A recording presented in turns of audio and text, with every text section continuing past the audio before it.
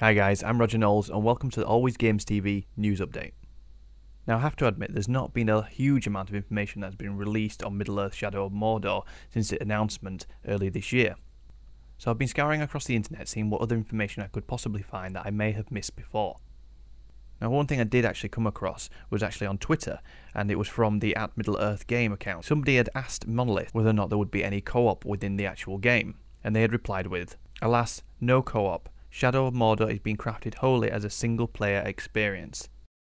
Which is quite an unusual statement due to the fact that if you look back at previous, well, what you would class purely as a single-player game, have now implemented multiplayer into their style of gameplay, such as GTA, Assassin's Creed, Splinter Cell, even Metal Gear Solid, that they've actually turned around and said that there won't be any, well, multiplayer at all. But as in a personal opinion, it doesn't bother me overly much. I probably will just play this game as a single-player aspect as they are intending for it to be. I'm quite happy for them to focus purely on the single player aspect of it and make sure that they get that right and not have to sort of spread out their resources to make sure the multiplayer and the single player is up to scratch. The other piece of information that I also found out that is currently not in development for Wii U, which isn't a huge surprise. It seems to be that Nintendo are having a few issues with snapping up some of the big titles for their Wii U console. Wii U steadily seems to be becoming an in-house game development system. However, they have not confirmed that it will not ever at any point be developed for the Wii U. We could possibly maybe in the future see it being developed for the console, but again, in my personal opinion, I wouldn't hold your breath. The third and last piece of information, which actually was just released today, is from IGN. IGN spoke to the design director Michael DePlata about some of the game's features, and in the interview, he mentioned that they're purely focusing on the PlayStation 4 and Xbox One version, and will be decreasing the graphics and performance of the game down to the PS3 and Xbox 360 version. He said, "We're very focused on the PlayStation 4 and Xbox One. We're focusing on the next gen platforms and then going to do whatever we can to get as much as possible on the current gen. To break it down, some of the stuff we're pretty confident will still be very similar on the current gen.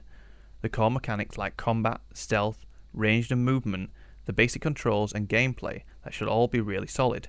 What it won't have is the same level of depth, variety, simulation within the Nemesis system. The story will be the same and the core gameplay will be the same, but the Nemesis system is just so huge in terms of content, calculation and AI, we just have to try and get as much in it as we can." I think it's really nice to see that Monolith are actually focusing on the next gen consoles rather than focusing on the current gen and trying to upscale it to the next ones. It'll be really interesting to see what this Nemesis system can really do in this game, and hopefully more developers will follow this lead.